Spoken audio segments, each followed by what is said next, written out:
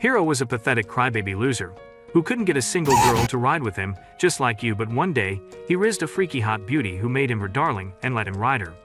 Together, they became the strongest. And now she wants to marry him and would do everything he asked. In a far-off future, humanity is barely surviving after being nearly wiped out by massive beasts called klaxosaurs. Their only real defense are giant robots called Franks that can only work when piloted by a guy and a girl together. The story follows Hiro, a teenage boy living in a place called Plantation 13, and he's got a big problem: he has no partner. His old co-pilot Naomi ditched the program partly because Hiro was a pathetic loser who can't charge his plot sword and couldn't activate the robot. He feels defeated and starts losing all hope of ever becoming a pilot again. One day, while wandering around feeling hopeless, Hiro notices a girl swimming in a lake. She suddenly disappears under the water, and worried she might be drowning, he rushes over to save her. But instead of needing help, she shoots out of the water holding a fish, licks Hiro's face, and drags him into the lake with her like it's nothing. She tells him she wants him to be her darling, reaching out her hand and saying she can help him regain his lost abilities. Just when Hiro is about to grab her hand, a bunch of guys show up and demand to know why she ran off. She shrugs it off, saying she needed a break. As they leave, Hiro asks her name. She says she doesn't have one, but goes by the code name 02, and then she vanishes. Later, there's a big ceremony to welcome new Franks pilots called Parasites, and the leader, known as Papa, gives a speech. Hiro isn't allowed to attend because he's been labeled a failure. His squad leader Hachi feels bad for him but can't do anything. Feeling totally useless, Hiro decides to leave the plantation. He stops by to say goodbye to Naomi before she's sent away, but suddenly, a huge klaxosaur erupts from underground and flips over her transport vehicle. As the monster breaks loose, the military opens fire with cannons, but it's no use. The creature crashes into the fortress and wipes out the defense unit, and Hiro ends up falling from a high platform. When he sees that the monster is heading straight for his friends, he rushes after it, only to realize there's a second klaxosaur joining the fight. One of the beasts tries to blast a young pilot, but a Franks shows up in time and starts attacking the klaxosaur. The beast transforms its tail into a giant weapon and knocks the Franks back, blasting an energy shot. The Franks manages to reflect the blast, creating a huge explosion and launching the mech toward Hiro. A man falls out of the Franks, clearly dead, and when Hiro looks inside, he finds 02 sitting in the cockpit. She casually tells him her old partner didn't make it. When he asks how she plans to fight on her own, she simply says she'll handle it. After all, her partners never last more than 5 seconds, and she's used to going solo. Hiro tells her he wants to be her new partner and doesn't care if he dies.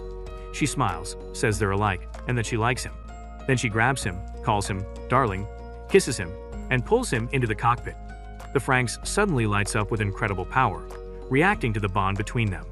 At the same time, the klaxosaur charges at the base, but their robot fights back hard. Their combined energy transforms the Franks into a stronger version. It throws the first monster aside and launches a spear straight into the second one. The robot slams into the klaxosaur, fills it with poisonous gas, and blasts it into thick smoke. With the monsters gone, 02 walks out of the Franks, carrying Hiro. Everyone is stunned because they know her reputation. She's the infamous partner killer. The next day, Hiro returns to his team's dorm. His teammate Ichigo is waiting and asks if he really piloted the Franks during the attack. Hiro says he doesn't remember much but wants to try again to be sure. Ichigo warns him that 02's co-pilots usually don't survive past their third ride and begs him to stay away from her. But Hiro admits he can't stop thinking about her and wants to pilot with her again. Another teammate, Goro, shows up and says 02 is in the dining hall. In the hall, the rest of the squad watches 02 scarf down food like a wild animal. Jerome, a lonely virgin loser, walks up to her trying to rizz with his Reddit pickup lines in the dumbest way possible, saying he wants to ride with her. She wipes her greasy hands on him like he's a napkin, making him scream. She then sits beside Hiro and asks for a taste of his meat. Hiro takes the opportunity to ask if he really did pilot with her. She confirms it and calls him her darling again, shocking the rest of the crew. A woman named Nana enters and introduces herself as their new supervisor. She'll be managing everything from training to daily routines. As 02 leaves, Hiro asks if they can pilot together again. Nana quickly says no, explaining that only headquarters can make that decision. Inside the elevator, Nana warns 02 to keep her distance from the other kids, especially Hiro, thinking she'll lead them down the wrong path. The next day, Ichigo and Goro run into 02. Ichigo decides to confront her and asks why she chose Hiro as a partner. 02 gives no answer, so Ichigo warns her not to mess with Hiro, saying she doesn't want to see him hurt. 02 sees through her fake concern and just stares at her coldly before licking her face like some creepy monster and walking off. Later that evening, Zoroark kicks a ball at Hiro and starts mocking him, saying he's weak and pretending to be a hero. Furious, Hiro tries to fight back, but Ichigo and Goro jump in to break it up. A few days later, the sergeant tells Hiro that he's been selected to try piloting a Franxx again. If he wins the match, he'll become a full parasite. 02 immediately offers to partner with him, but Ichigo insists on being his co-pilot instead. Nana agrees to this setup, and 02 walks away, clearly disappointed. Zoroark sees this and challenges Hiro to a one-on-one fight, saying he's going to crush him and prove he's a worthless loser. That night, the battle begins in front of the entire squad. Ichigo tells Hiro that their best chance is to form a strong emotional connection. She'll take care of the fighting if he just focuses on syncing up with her. But Hiro has never had a real bond with any girl, he's always been a lonely, worthless loser. They manage to activate the Franxx together and approach Zoroark's robot. It looks like they're winning, and Hiro gets confident, thinking they've got it in the bag. But suddenly, their Franxx shuts down for no reason. As Zoroark moves in for the final blow, Hiro tries to restart the machine, but nothing works. Ichigo asks if she's the reason he can't get it up and wonders why things worked with 02. Hiro mentions that their kiss made the robot come alive, though he didn't realize what it meant at the time.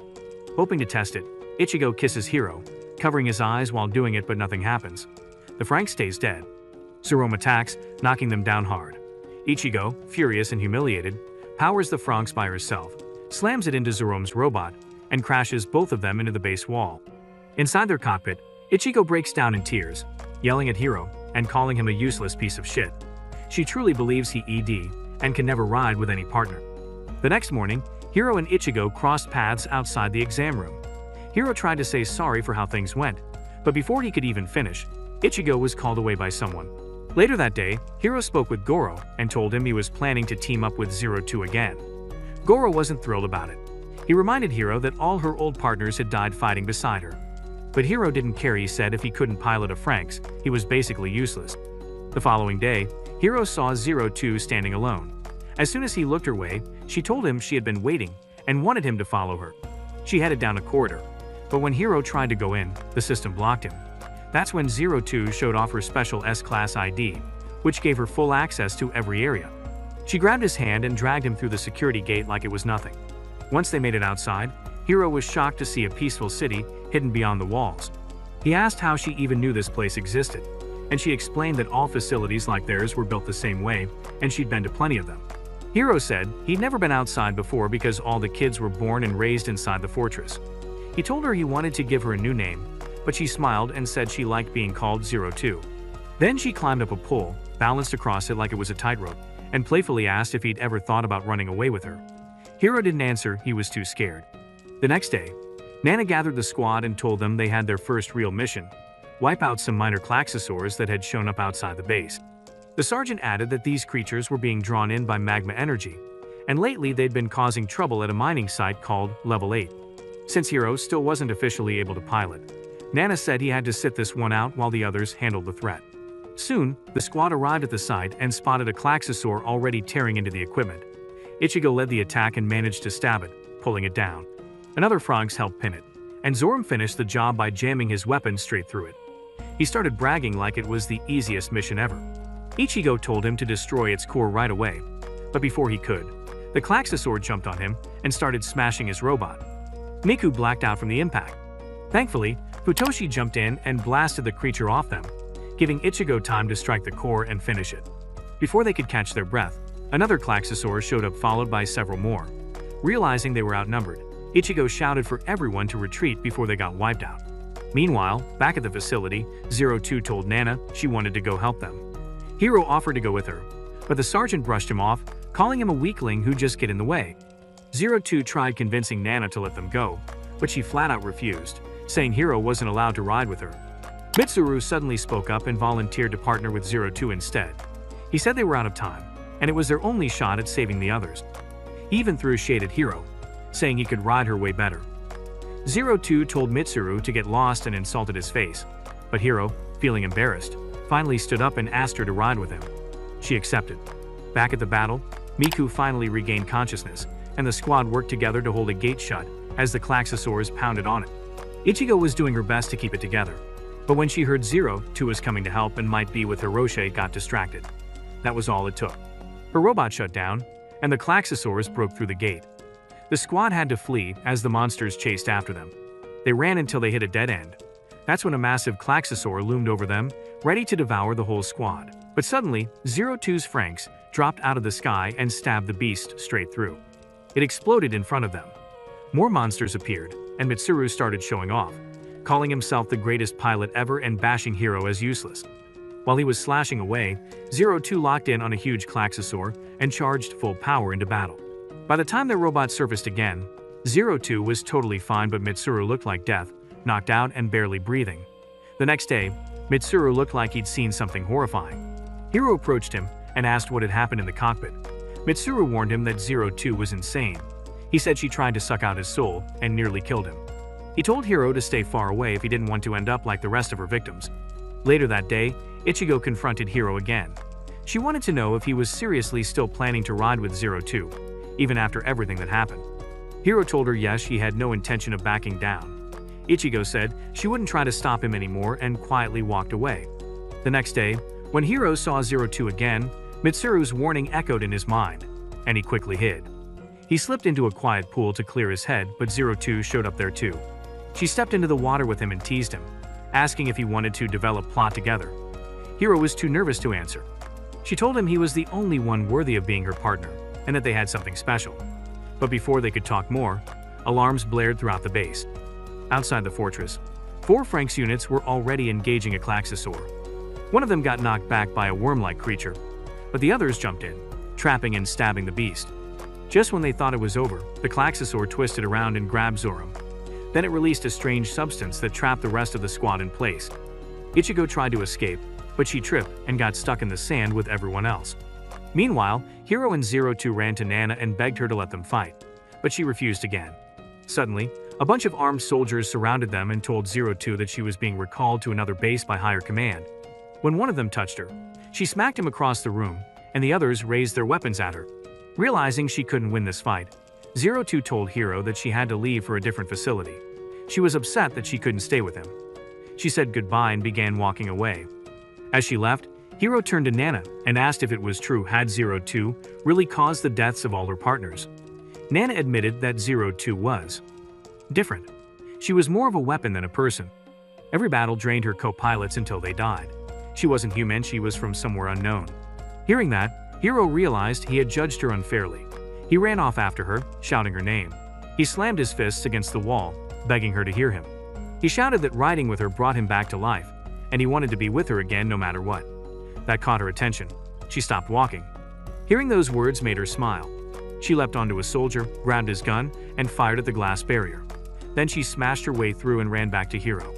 She told him no one had ever said something so sweet to her before and asked him to say it again. Hiro said he wanted to ride with her until he released everything into her, pouring all his energy into the cockpit. She grinned, agreed to help save the squad, and told him they had to move fast. Zero Two knocked away a soldier, and the two of them sprinted toward her robot. Nana yelled for them to come back, but Zero Two shut off communication and ignored her. The Franks powered up and launched into the sky at full speed. They slammed into the Klaxosaur and freed the trapped team. Hiro shouted that he'd take care of the creature's tail, so the rest of the squad focused on the head. As the Klaxosaur fired more weird objects, Zero Two blocked them, grabbed its tail, and pumped it full of gas, but there was no core. The monster dove underground, and their robot followed. When it reappeared, it looked like a massive sandworm. Ichigo jumped on its back and stabbed the tail. The rest of the squad followed, driving their weapons into the monster and pinning it down. Hiro and Zero Two took the opportunity, leapt across to the other side, and dove into the creature's body. They found the core and destroyed it from the inside, blasting the entire beast into a massive cloud of smoke. That night, the announcement system across the base shared some big news. 2 separate colonies were going to link up in something called a kissing procedure. Zoro, being clueless as usual, asked if that meant they'd literally have to kiss each other. Ikuno rolled her eyes and explained that kissing just meant transferring magma energy fuel used to power their Franks units from one station to the other. Nothing romantic about it. But when the group started getting nervous that Klaxosaurs might attack during the transfer, Hiro spoke up and said he'd protect everyone using his robot, no matter what. A few days later, the kids officially graduated and got promoted to full-fledged parasites. Everyone seemed excited about the next chapter except Hiro. Goro noticed something was off with him the next morning. While they were in the bathroom, Goro asked if he was feeling okay. Hiro smiled and said he was fine, but Goro could tell he was lying. Later in the lounge, the rest of the squad thanked Hiro for saving their lives during the last battle. Hiro didn't ask for praise, he just hoped they'd finally start seeing him as part of the team. When Zoram tried to downplay his actions by saying he just got lucky, Hiro didn't argue. Instead, he offered a handshake to keep the peace, and Zoram accepted. After that, they all headed into the cafeteria. Right then, 02 appeared out of nowhere and grabbed Hiro, leading him to a separate table to eat. She was her usual messy self, spilling greasy food everywhere. But then she picked up a bite and lovingly fed Hiro like it was totally normal. Later that day in the boys' dorm, 02 jumped onto one of the beds like it was her own and dropped a bombshell she'd be moving in with them. The boys all froze, completely stunned by her news. Sensing how awkward they felt, Hiro decided to walk her out to give them some space. That evening, Ichigo gave 02 a tour of the girls' quarters and told her she'd have to follow the house rules if she wanted to stay. 02 didn't take it well. She accused Ichigo of trying to control her and said she'd rather snuggle with Hiro in his bed. Meanwhile, back in the bathroom, Hiro was struggling. He felt something was seriously wrong. When Goro found him in their room, he pulled back Hiro's shirt and saw a large scar running over his chest. Alarmed, Goro reached for the emergency call button, but Hiro stopped him. After taking a few sips of water, Hiro insisted he wasn't giving up on piloting Franks even if it killed him. Goro said he was out of his mind, but Hiro begged him not to tell anyone. He was afraid they'd ban him from the cockpit forever if they found out. The next day, their squad and another group were gathered for a mission briefing. A swarm of about 100 Klaxosaurs was moving toward the two colonies during the upcoming energy transfer. The new squad would handle the main defense, while Ichigo's team was assigned backup. As Hiro and 02 entered the room, Nana said they'd also be joining the mission. But the other squad wasn't happy. One of their boys started shouting that 02 was dangerous and selfish. He claimed she'd gotten his previous partner killed during a past battle. 02 didn't even flinch. She replied that she didn't remember any of it, she'd had too many partners to keep track. Her cold response made the boy furious, and he tried to confront her. But Hiro stepped between them and promised to keep her in check. That night, while the team was walking back to the dorms, Goro tried to bring up the idea of removing 02 from their group. But before he could finish, Hiro cut him off, realizing Goro was close to revealing his secret. Hiro quickly said it was better to keep her around as their ally. Later that same night, Hiro lay in bed, shaking. His illness was getting worse. Goro sat outside to cool his head, but soon saw Ichigo and 02 walking into the forest. Curious, he stayed hidden. Ichigo warned 02 to behave during the next mission. 02 didn't appreciate the tone and told her off, saying she didn't care what anyone thought. Ichigo blocked her path and warned her not to push Hiro too far, he wasn't like the others. 02 coldly replied that Hiro was her partner, her darling, and if he died, that was his choice. Ichigo snapped and slapped her across the face, calling her a monster with no feelings. 02's eyes started glowing with rage, and it looked like she was about to strike back, but then it started raining. She froze, distracted by the raindrops, and walked away in silence. Ichigo returned, drenched, only to find Goro waiting outside. He tossed her a blanket and said he saw her arguing but didn't get involved. Ichigo, heartbroken, admitted she felt completely useless. She couldn't form a real connection with Hiro, and it made her wonder if something was wrong with her. Then she broke down in tears. The next morning, Hiro met 02 by the river, the same spot where they first met. She gently opened his shirt and saw the scar again. She asked if he wanted to stop riding with her, knowing the third ride might kill him. But Hiro stayed strong and said he'd stick by her side no matter what. He'd keep piloting with a Revan if it meant pouring every last ounce of strength into it. 02 grinned and spun around with laughter, clearly touched by his answer. Later, the squad prepped for the mission. Goro pushed Ichigo to talk to Hiro before things got serious. She hesitated, and when she finally approached him, she got flustered. Hiro waved at 02 from across the hall, and it completely threw Ichigo off. She tried again and told him she saw him like a brother and hoped he'd return alive. Hiro nodded and said he felt the same, she was like a sister to him, and then took off after 02. As Ichigo climbed into her Franks, she told Goro that her main goal now was to keep 02 as far away from battle as possible. Outside the base walls, both squads stood ready as a massive swarm of Klaxosaurs began closing in fast. The first squad jumped into action immediately, and Robot hurled a spear that pierced a monster, while another launched high into the air and stabbed it until it exploded. 3 more Franks pilots fired arrows at a different creature, and their leader followed up with a finishing blow that took it down. The squad captain said they'd take the enemies down one by one, and quickly disabled another monster by breaking its leg, letting the others trap it while he finished it off with a clean strike. Suddenly, they noticed 3 more Klaxosaurs taking a different route. The captain turned to Ichigo's team and told them to handle it, but warned them not to mess up like before. As one of the creatures got closer, Futoshi tried to shoot it, but it dodged and went straight for him, chomping down on his robot. Ichigo fired rapidly but couldn't land a clean hit. Zoroark tried stabbing it but ended up crashing into Mitsuru's Franks instead. 2 of the monsters tried tearing Futoshi's unit apart, and another came charging in, ready to devour them. But Ichigo tackled it to the ground and destroyed it just in time. Then, a new beast broke off from the group and sprinted toward the base. Ichigo told Zoroark to chase after it and take it out. Back inside, Hiro was in serious pain. His body was giving out. Meanwhile, more Klaxosaurs approached. 02 saw how messy Ichigo's team looked on the battlefield and laughed, calling them a bunch of clumsy fools. Hiro, though concerned by how thrilled she looked, asked why she enjoyed fighting so much. She simply smiled and said it made her feel alive, that she was a monster, and that the rush of battle gave her joy. Not wanting to be left behind, Hiro said they should join the fight. 02 agreed with a grin. As their Franks launched into the war zone, she piled several enemies into a stack and wiped them out instantly, then tore another one apart in a single slash. Klaxosaurs fired at her, but she dodged and cut them down just as fast. With the enemy numbers dropping, the second team trapped another Klaxosaur and shocked it until it exploded.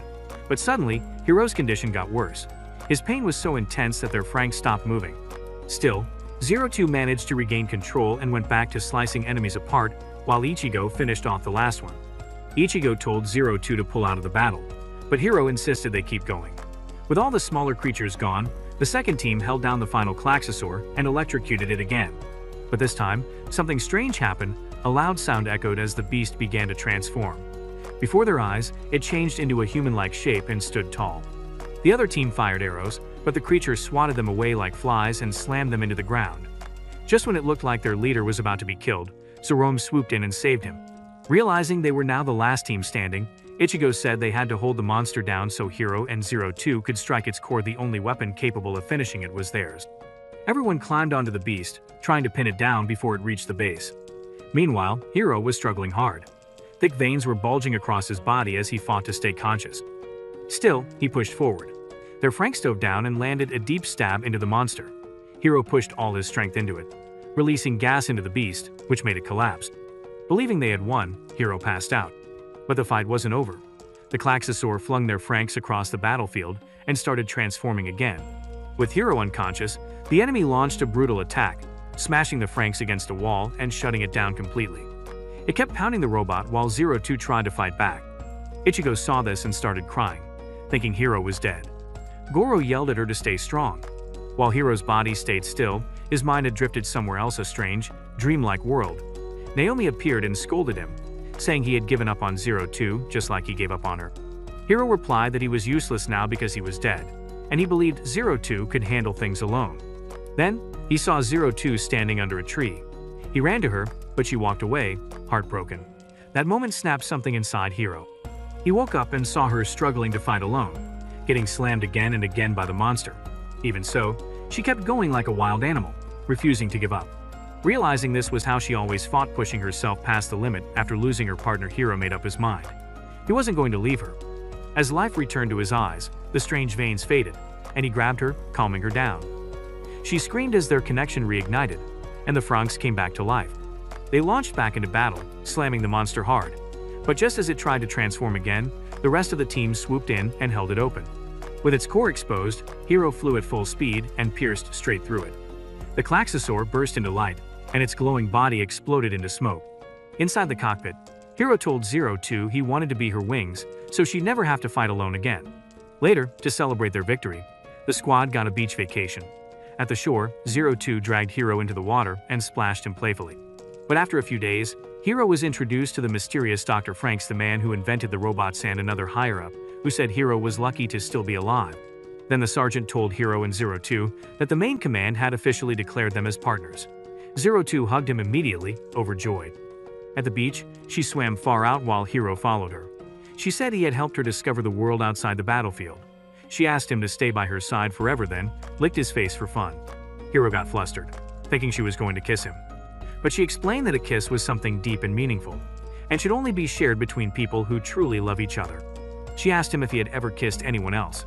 Hiro froze, stuttering, and luckily his friends dragged him back to shore before he could answer. They tossed him onto the sand, laughing, and Zoram, being nosy, asked what a kiss even meant. Hiro tried sneaking away, but Zoram grabbed him and begged for an answer. Reluctantly, Hiro told him that a kiss was when two people put their lips together. Shocked, Zoram asked if it was a big deal. Hiro replied that it was a warm, special moment, something you'd want to last forever. Zoram, curious, tried to kiss him, but Hiro stopped him, saying it should only be shared with someone you truly care about. Just then, Ichigo walked over and asked what weird nonsense was going on. Goro told her they had just learned what kissing meant and asked if she had ever done it. She quickly said no. That's when Miku called them over. They all followed her to a hidden cave and, after climbing some stairs, found themselves in an old abandoned city. As they looked around, they were stunned. The place looked exactly like their boarding home, making them wonder if it had been built using the same design and what had happened to the people who once lived there. While everyone else was exploring, Kokoro wandered into another part of the old house and noticed an ancient book lying on the ground. Curious, she picked it up and wiped off the thick layer of dust. The book opened to a drawing of a baby, and she stared at it like she was under a spell. Just then, a loose board above her almost fell, but Mitsuru quickly pulled her out of the way. Even after that, Kokoro kept holding the book, her eyes locked on the picture. Elsewhere in the house, Ichigo stumbled across a faded sketch of two people kissing. It made her think of the time she kissed Hiro inside the Franxx. Right at that moment, 02 walked up behind her and casually said she had kissed Hiro too. When Ichigo said she had also kissed someone, 02 got serious and told her that kisses should be saved for someone truly special. Then she asked Ichigo who she had kissed. Before Ichigo had to answer, Goro shouted from across the street, saving her from embarrassment. Later, they all climbed up a cliff overlooking the city ruins. Zoram asked how a city like this could even exist. 02 explained that a long time ago, when the Klaxosaurs first started attacking, humans abandoned all their cities to survive. This was just one of many ghost towns left behind all over the world. That night after dinner, 02 suddenly announced that she wanted to go swimming. Without waiting, she took off toward the ocean. A little later, everyone was sitting around a campfire. Hiro was thinking out loud, wondering why humanity chose to run from the Klaxosaurs instead of standing their ground. Since the monsters were drawn to magma energy, he questioned whether giving up the planet had even been worth it. Zoram, however, believed they had done the right thing and saw it as the ultimate sacrifice to protect the world. Later that night, while the others slept, Ichigo saw Hiro quietly sneaking out. She followed him, and the two of them walked along the beach. She pointed out the stars and reminded him how he used to read her stories about them when they were younger. Hiro didn't remember any of that. But when they saw a star shining above, something clicked. He remembered they'd named it after Ichigo's code number and had made a promise to see it together one day, outside the fortress. As they walked, Ichigo told Hiro not to put all of his attention on 02. She reminded him that the kiss they shared meant everything to her. She tried to tell him that she wanted to always stay by his side, but just as she was about to confess her feelings, Hiro pointed to a shooting star. He told her to make a wish in her heart, completely missing what she was trying to say. Ichigo thought he was clueless. A few days later, during another mission, the squad faced off against a new Klaxosaur. One robot dodged the first attack, and Zoram leapt on top of the creature, stabbing it over and over. Futoshi followed up with a blast, and the whole team rushed in for the kill. But then, out of nowhere, the monster spat slime all over them. At first, they thought it was dangerous, but soon realized it didn't harm their Franxx units. That relief didn't last. The slime began leaking inside and melting the girls' pilot suits. The guys, wide-eyed and shocked, stared at the sight like their lives depended on it. They were clearly enjoying the view. But 02 snapped Hiro back into focus, yelling that there was still a monster to defeat. Quickly, they sliced the creature into dust and ended the threat. Back at the base, the boys tried to apologize to the girls for staring too hard, but the girls were furious and called them a bunch of pervy weirdos. To keep some distance, they literally drew a line across the house. Miku warned the boys not to cross it under any circumstance. Of course, Zoram immediately tested that Ruland nearly got smacked by every girl in the room. The next day, the girls found out the boys had taken over the dining hall and were stuffing themselves with food. Goro suggested ending their silly feud, but the girls refused. When they tried to pull Miku back, 02 casually stepped across the line and told the boys that the girls wanted peace. But she secretly switched the signs, changing the girls' side to the boys. Later, the girls searched the lower floors for food. It was their first time exploring that part of the building, and they found several doors that were mysteriously sealed shut. Ichigo wondered how long they'd be stuck fighting Klaxosaurs, since the war seemed endless. Out of nowhere, 02 walked up and licked Ichigo's neck, saying she could taste her secret. Ichigo was creeped out and said she belonged in the jungle with wild animals. Later, the girls cornered Zero Two and asked her to explain her behavior. They were upset that she kept hanging around Hiro and ignoring the rules, which made them feel like their efforts meant nothing. Zero Two told them she'd join their fight, but the next day, she tore off the restriction notice and declared that the girls had called for a truce. Then she switched the signs again and told the boys to come in. But when the boys entered the bathroom, they walked straight into the girls changing and got screamed at, hit with shampoo bottles, and called filthy pigs. Zoram tried to explain, but Hiro noticed Zero Two was running off with their clothes. He chased her as she dashed down the hall, slid down a railing, ran up a staircase, and flew across the lounge like she was in an action movie. Finally, she climbed up to the roof. Hiro followed her all the way to the edge. With nowhere left to go, she dropped all the stolen clothes into the air. Hiro asked why she stole them, and she just laughed, saying she wanted to have fun. Then, she leaned over the edge like she was going to fall, but caught the building frame and landed smoothly like a pro. Inside, Nana called everyone in and told them to stop acting like children. She said they had another battle coming up soon, and they needed to fix their problems. In the girls' room, Ichigo demanded to know why Zero Two had tricked them. Zero Two said she was trying to teach them to become better parents, though no one really knew what that meant. Before leaving, she warned them that they wouldn't live much longer. In the boys' room, Hiro told them it was time to make peace. He reminded them how much the girls helped during Battle 7, powering the Franxx with their bodies. The boys realized the girls were strong, brave, and probably good wife material, so they agreed to settle things. Meanwhile, the girls tried to understand what Zero Two had meant. Kokoro finally said what no one else would: they needed each other. The boys and girls made a better team when they worked together and respected each other. But Miku wasn't convinced. She still thought they were better off apart, and she walked out. Worried, the girls asked the boys for help finding her. Miku had run off and was hiding in an abandoned room. Inside, she found a photo of a squad that used to live there, shocked that others had once been in the same place. She dropped the frame just as her friends burst in, wondering who had used to stay in that room. Zero Two appeared and said it belonged to a previous squad, one that had died in battle. That scared everyone. No one wanted to end up like them. They all agreed to stop fighting and make peace. Zoram apologized to Miku for everything. A few weeks later, the team got a gift from headquarters. Zero Two asked why they received presents every year, and Hiro explained it was the government's way of motivating them. Later that day, Goro caught Ichigo watching from behind a corner as Hiro gave Zero Two a gift.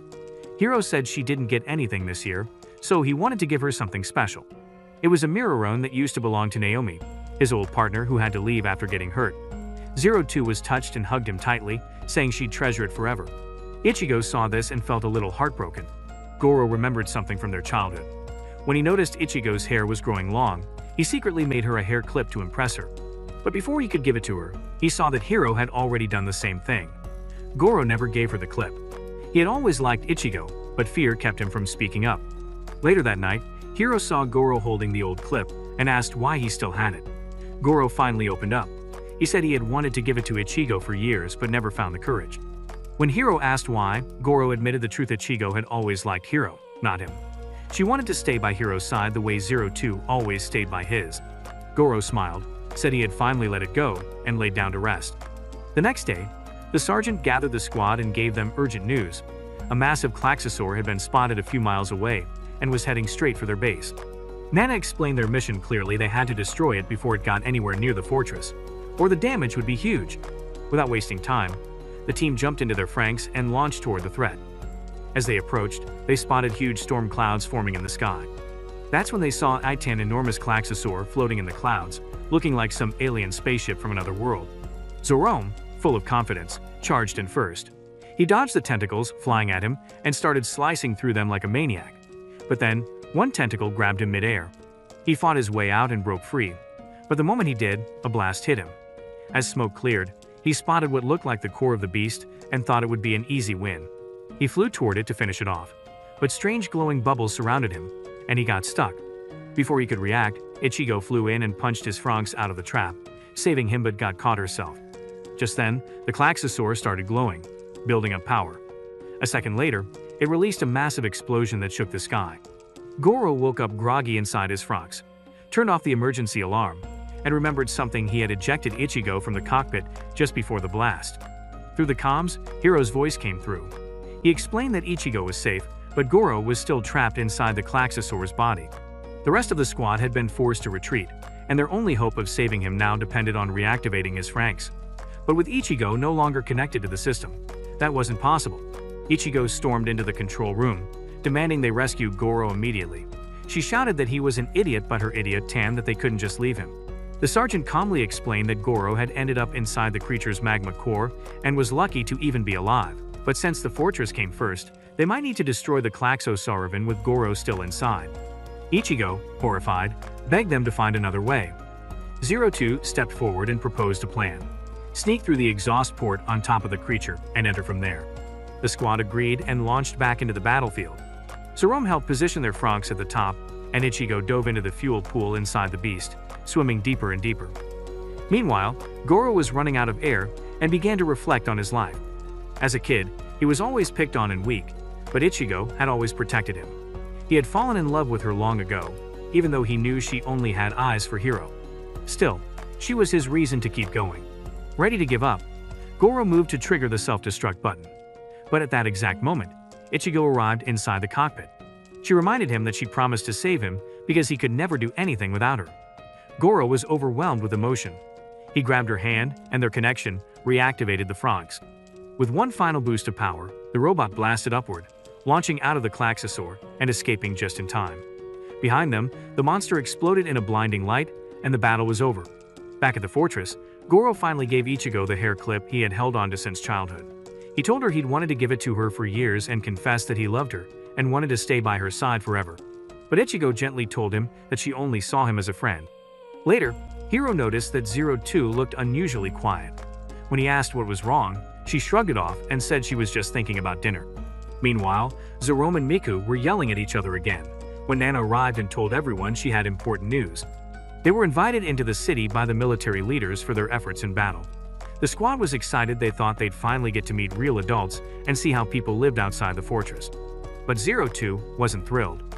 As she tried to leave, Nana told her she'd be going for medical checkups during the trip. 02 refused, saying she felt fine and didn't need any dumb tests. The next day, everyone was dressed and ready to go. Hiro noticed 02 looking sad, like she didn't want to go at all. As they traveled into the city, the teens were amazed by the beautiful sights and towering buildings. They dreamed about living there someday. Inside the headquarters, a masked man greeted them and praised their victories. He said their squad was the most valuable team in the military. But after he left, the teens were confused. There was no party, no celebration. Nana explained that there were no feasts allowed in the city. They'd be heading back right after the visit. The girls suggested walking part of the way to enjoy the view.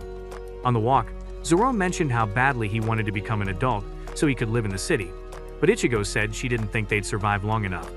With so many battles ahead, she doubted any of them would grow up at all. At one point, the squad stopped at a massive energy plant and stared at the strange machinery. It looked unlike anything they'd ever seen. But when they turned to leave, Zerome stayed behind. He snuck into one of the buildings and took an elevator to the top, trying to explore more. Once he got up there, though, he realized he was completely lost. He started wandering around, hoping to find an exit. The city felt empty and lifeless. It was like a giant ghost town. He spotted a man walking nearby, but the guy completely ignored him. Eventually, Zerome started climbing back down but lost his grip and fell. He woke up in a strange apartment with an older woman taking care of him. She said she thought he had cracked his skull and was glad he survived. Zerome asked if this was a nursing home, but the lady said that kind of place didn't exist in the city anymore. She said she needed to report him to the authorities, but Zerome begged her to stay and let him ask a few questions first. She agreed and took off her mask. As he ate the food she made, he asked if she lived alone. She said no, she lived with a partner, though they rarely saw each other. Zerome thought that meant they piloted Franks together, but the woman explained that partner meant husband, someone she was supposed to raise children with. Zerome was confused. He'd only ever seen boys and girls team up to fight. The idea of having babies was completely new to him. The woman offered to show him her partner.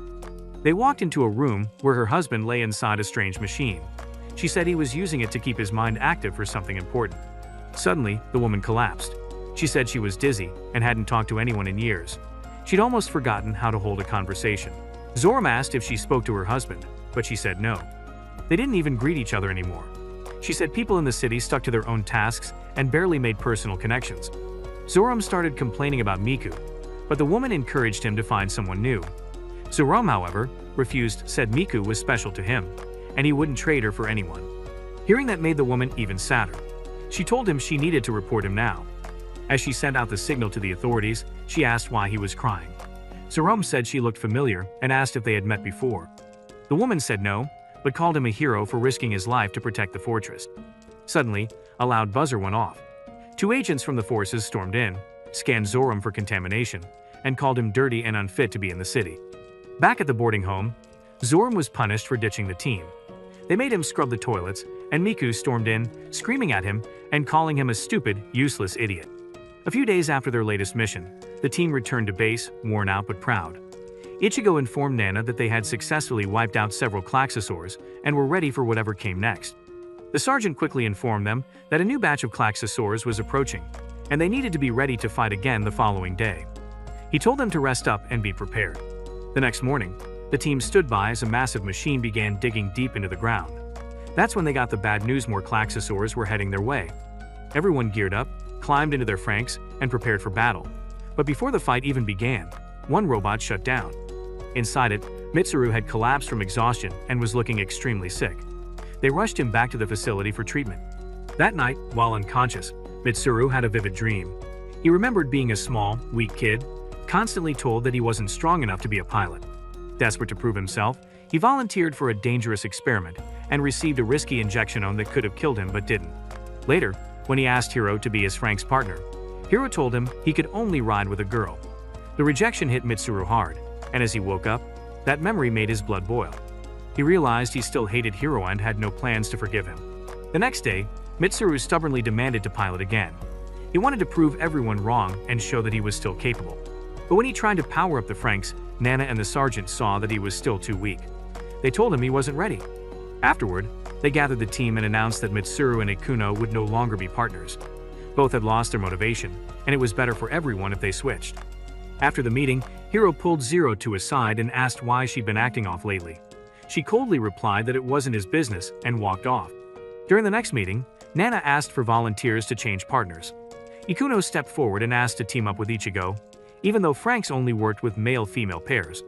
Ichigo agreed anyway. They thought it was worth a shot. Then Kokoro raised her hand and asked to change too, which absolutely shattered Futoshi's heart. He looked like the world had ended right in front of him. Later, they learned that Ikuno and Ichigo couldn't activate the Franks, just as expected. So Nana reassigned Futoshi to be Ikuno's partner instead. That night in the boys' dorm, Futoshi sat crying. He had loved Kokoro deeply, and now she was gone. When Zoram insulted her, calling her stupid and useless, Futoshi threatened to knock him out. As Mitsuru passed by, Futoshi tried to punch him too but tripped and face-planted on the floor. A few hours later, the team was told a giant Klaxosaur was closing in. They scrambled into their Franks and raced out to face it. 02 led the charge and slashed the beast from bottom to top, but it didn't even flinch. When she tried to stab it again, she got trapped under its thick armor.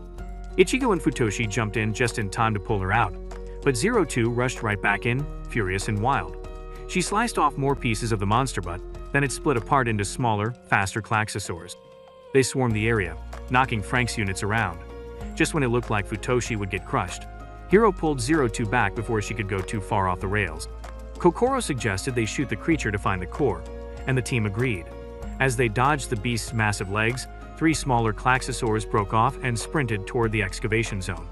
2 Frank's units fired at them but missed. One creature dodged everything, but Futoshi managed to jump onto its back and slash it to pieces. Meanwhile, Mitsuru, desperate to redeem himself, charged toward the main Klaxosaur, but got swatted away. As the monster prepared to crush them, Futoshi flew in and blocked its foot just in time. While 2 other Franks slashed at the legs, it began to fall. The monster suddenly released a huge tentacle, but Futoshi fired non-stop at it to hold it back. Inside the cockpit with Kokoro, she tried to motivate Mitsuru to try again, but he called himself the biggest loser in the world. He told her Hiro had abandoned him as a kid, and maybe he really was worthless. Kokoro said none of that mattered anymore. She believed in him and wanted to help him move forward. Encouraged, Kokoro tried to power up the Franks alone, but it didn't work, and Mitsuru yelled at her to never do that again. He called her crazy but held her back before anything bad happened. At the same time, the rest of the team kept chopping away at the monster, but it kept reaching toward the construction area. Just then, Mitsuru and Kokoro's robot came to life. Futoshi pushed the Klaxosaur back and unleashed a heavy blast, weakening it. Mitsuru took the opening, flew forward, and fired directly into it, blowing a hole in the core. That gave Hero and Zero Two the perfect chance to stab it. The monster twisted, collapsed, and exploded in a thick cloud of smoke. The battle was finally over, and the Franks managed to escape. Back at the base, Futoshi walked up to Mitsuru and punched him straight in the face. He warned him never to put Kokoro in danger again. Mitsuru apologized and promised to look after her from now on. Days later, the team was transported to a place called the Lab, the very same facility where they were originally created. Nana said they were there for medical tests, but Hiro suspected the real reason was to monitor Zero Two. Just then, another team showed up pulled by the same weird guy Hiro had seen weeks earlier. The man approached Zero Two and asked if she had changed her ways. She told him to shove it and walked off. He called her by a codename Iota and explained that she used to be on their team. He seemed surprised the others had become her friends, and even wondered if they had given her some kind of strange injection. Ichigo stepped forward and told him Zero Two was their comrade and way more human than he'd ever be. Trying to be smooth, the guy kissed Zero Two's hand. She blushed hard and quickly walked away with the rest of the squad. After Hiro completed his test, he remembered something from a few weeks earlier when he had found Zero Two acting strange in the library. He asked her what was going on, but instead of answering, she leaned in like she was about to kiss him, her eyes blank like a robot. When he noticed her sharp fangs, he panicked and backed away. Meanwhile, outside the lab, Zero Two was throwing guards around like rag dolls. She kicked and smashed anyone who tried to stop her, but eventually got shot and collapsed right before reaching Hiro. Hours later, the team wandered through the facility and watched the next generation of kids inside glass rooms. They saw injections being administered to create new parasites. One woman told them the new batch was being pumped with high levels of yellow blood cells to keep up with the rising Klaxosaur threats. Hiro asked about his old partner, Naomi, and if she had ever returned to the lab. The woman said, "No one ever comes back once they leave." As the squad left the lab, Kokoro asked something that surprised everyone. "How are babies made?" The others stared at her like she had two heads. Miku said that babies were made in machines just like they were. Back at the fortress, Nana and the sergeant noticed some Klaxosaurs sneaking toward the base and ordered the team to intercept. Zero Two's Franks launched like a rocket, crashing into the enemy and destroying it with blinding force. But when she landed, one Klaxosaur hit her hard and knocked her back. Ichigo warned her to stick to the plan, but Zero Two ignored her. She kept charging forward, determined to wipe out everything in her path. She missed a blast, then jumped at another monster and stabbed it dead. More Klaxosaurs appeared, moving too fast for the squad to keep up. But Zero Two called them easy kills and raced after them. Hiro saw her losing control and tried to stop her. She didn't listen. Instead, she powered up her Franks again and landed in front of the creatures, wiping them out one by one with her spear. Then she snapped. She started pounding the ground over and over like a wild animal, screaming and thrashing like she had completely lost it. Then, without warning, her Franks ran out of fuel and everything shut down. Later that day, Hiro found Zero Two sitting alone by the lake, looking distant. He asked her why she had been acting so strange lately. Without even looking at him, she said she had only one goal left: to wipe out every last Klaxosaur on Earth. She believed if she could destroy them all, she might finally become human. Hiro stared at her, stunned. He tried to calm her down, telling her that she didn't need to change, that she should accept herself just the way she was. But instead of listening, she snapped. She yelled at him to shut up and leave her alone. Still, Hiro didn't back down. He confessed that he loved her, but instead of being touched, Zero Two got suspicious. She accused him of just trying to get close to her for selfish reasons. Then, without warning, she tackled him and kissed him aggressively, saying she was fine with developing plot if that's what he wanted. But Hiro pushed her off and insisted that wasn't who he was. He told her he wanted real love, not just some meaningless fling. Zero Two coldly replied that she was only using him to fight Klaxosaurs and chase her dream of becoming human. She didn't care about love, only her mission. That night, Ichigo tried to speak with Zero Two, but found her smashing mirrors in a rage. Ichigo watched, unsettled, wondering if she had lost her mind. Her thoughts drifted back to what the mysterious man from the other squad had told her, that Zero Two was dangerous, and every one of her partners had died because of her. He claimed she was placing a curse on her co-pilots, and if Hiro kept riding with her, he'd eventually become a monster just like her. The next day, the squad entered another battle in a snowy region. Zero Two, as usual, charged straight into danger. But smaller Klaxosaurs ganged up on her and started beating her back. Zoro and Ichigo had to step in to help her. Still, she refused to stop. She pushed forward again, eyes locked on the enemy. Hiro pulled their Franksies back and begged her to let go of this obsession with becoming human. But she didn't listen. Instead, she forced control of the robot and began choking Hiro's spirit inside the cockpit. She said she didn't care what happened, she'd do whatever it took to become human and reunite with her first darling. That word hit Hiro hard. He started to remember something. He felt like he knew her from long ago, and as if reading his thoughts, 02 started to tell her story. She said that as a little girl, she had been kept in a locked room for months. A faceless figure fed her through a slot in the wall. One day, they gave her a picture book. Inside were beautiful drawings of a monster girl trying to become human. From that moment, 02 became obsessed with finding more books like it and learning about the world. But her curiosity led to her being turned into an experiment at the facility. Meanwhile, when Hiro was younger, he had been full of questions about who he really was. He was just one of many kids being trained to become a parasite. One day, he found Ichigo crying alone. She said the constant injections were turning their friends into lifeless zombies. She even wondered if she should get more injections just to stop feeling emotions. Hiro told her she was different and gave her the name Ichigo. From then on, he started giving names to all the other children too. But over time, the kids noticed their friends were disappearing one by one, and the adults refused to explain anything. Despite the growing unease, Hiro continued performing well in training and was rewarded with candy. Still, no one would answer his questions. One day, Hiro saw a strange girl being dragged into the lab. She looked inhuman and had red skin and fangs. When he asked about her, an adult warned him not to get involved. But Hiro couldn't stop thinking about her. He snuck out of his room in the middle of a snowstorm, climbed a tree, and peeked through her window. Inside, she was wrestling with a guard over her picture book. When she got it back, she clutched it like it was everything. Days passed. The disappearances continued, and one day Hiro was called in for another test.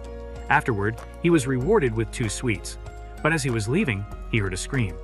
Curious, he followed the sound and saw that same red-skinned girl 02 being tortured for some brutal experiment. Horrified, Hiro tried to run, but a man caught him and dragged him away. Later, Hiro snuck out again. He made his way through the snow and back to her room. Climbing the same tree, he tossed a flashlight through her window and reached out to her. She hesitated, scared, but eventually grabbed his hand. They climbed down together, but the branch snapped, and they fell into the snow. Wandering through the frozen woods, 02 looked around in awe. She had never seen the outside world before. When she spotted a rat, she grabbed it and ate it raw. Hiro was disgusted and tried to get her to throw it up, but she bit him. He stayed calm, gently rubbed her head, and helped her feel safe. Though she couldn't speak, Hiro noticed she seemed to understand him. After seeing the number 2 on her bracelet, he decided to name her 02. She loved it and began repeating his name. He wrapped her feet with cloth to protect them from cuts, and they kept moving. While resting, Hiro gave her a candy, and she lit up with joy. Then she handed him her picture book and asked him to read to her. Just then, they heard guards in the distance searching for them. They hid in a bush and managed to escape detection. Continuing through the snow, they entered a new area and kept running, barely ahead of the soldiers chasing them. While hiding in a tree, Hiro explained the story in the book, a tale of a monster princess who fell in love with a human and wanted to become one herself. But he thought the ending was sad, since the two could never be together. As they prepared to move again, Hiro noticed 02 had gotten hurt. Without thinking, he licked her wound to clean it and told her he wanted to be her darling forever. Her eyes welled up with tears, and she hugged him tightly. But before they could go any further, the soldiers found them. One of them slammed Hiro on the head. Both of them were dragged back to the lab. After that, the doctor ordered Hiro's memory to be erased. That's why he had forgotten everything 02, their promise, and what they had been through together. All 02 had wanted since then was to become human and find the boy who once saved her. Back inside the Franxx, Hiro told her he now remembered it all. She was that same monster girl from the lab, the one with the picture book.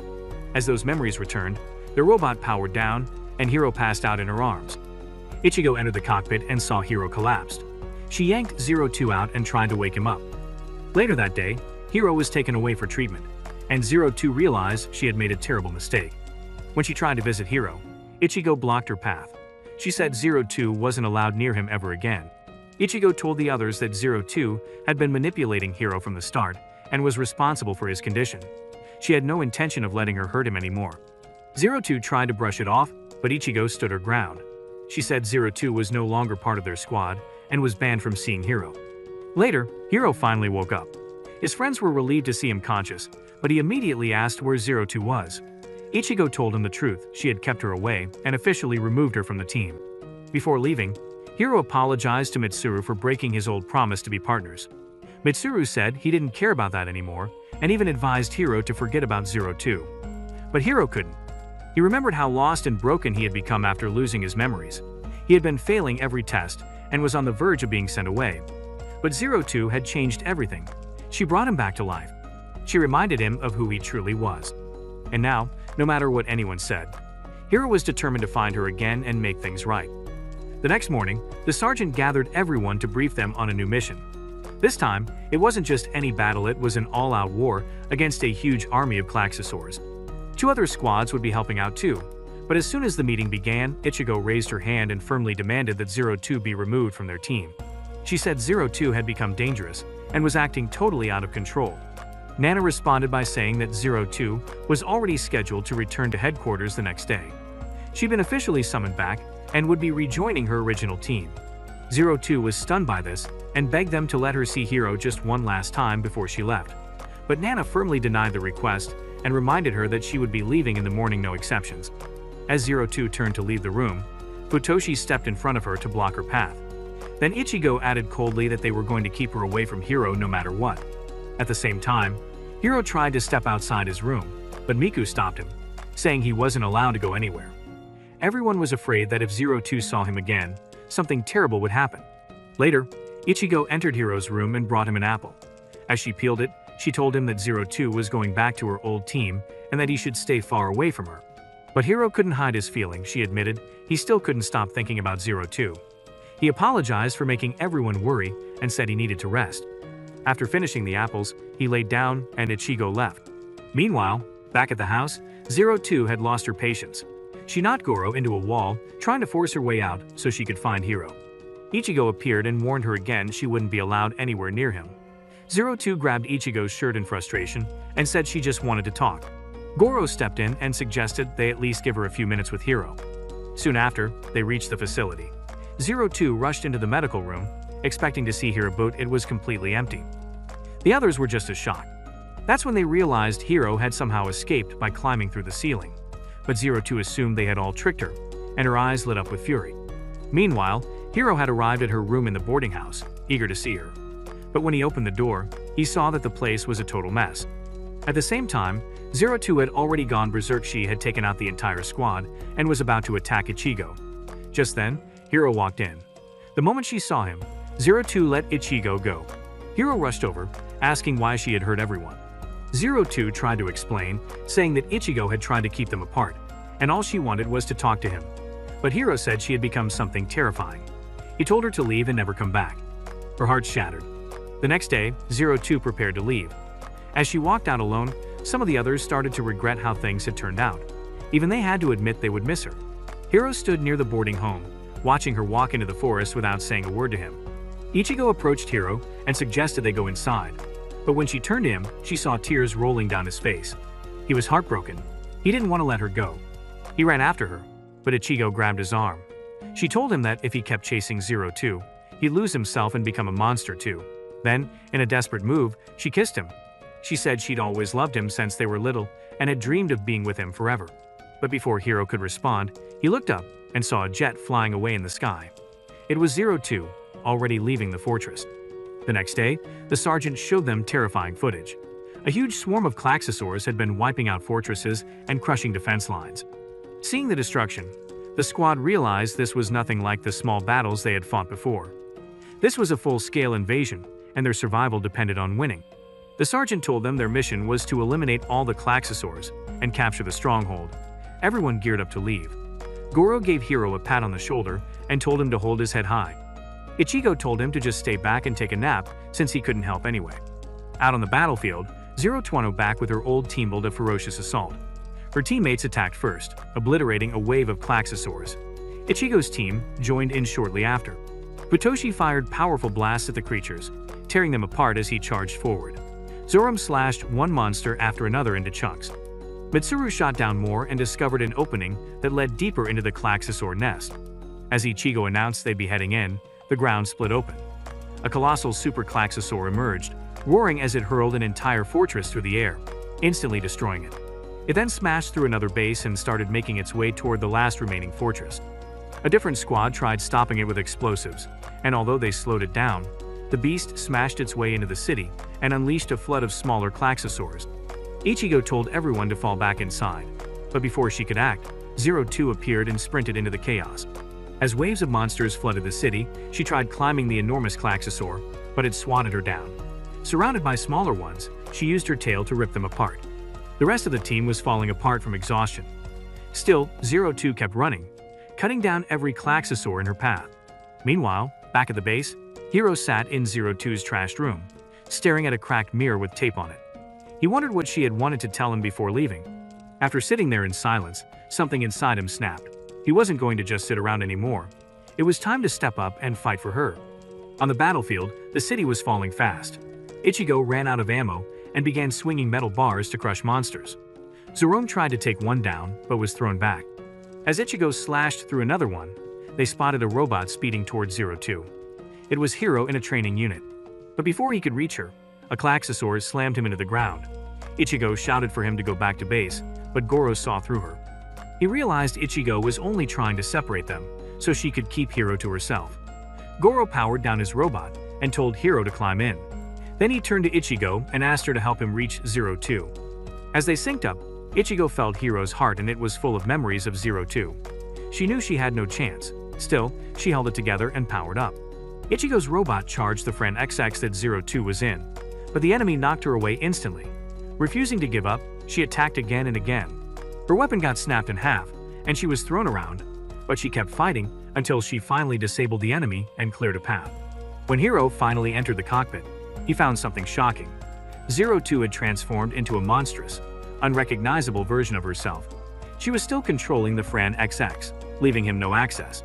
Determined to reach her heart, Hero gently grabbed her huge horns and asked to see what she was hiding deep inside. In that moment, her memories poured into him. After Hero lost his memories years ago, the scientists had tried to wipe Zero Two's mind as well, but she fought back. She protected the moments they had shared, the promise, the picture book. She even started eating the pages to make sure the memories stayed inside her. Hero held her close. As he did, her monstrous horns faded away, and her eyes opened. She told him to stay back, she was still a monster. But Hero didn't care. He held her tighter and said that even though they couldn't escape together back then, they could do it now. He wanted to explore the world with her. Then he kissed her.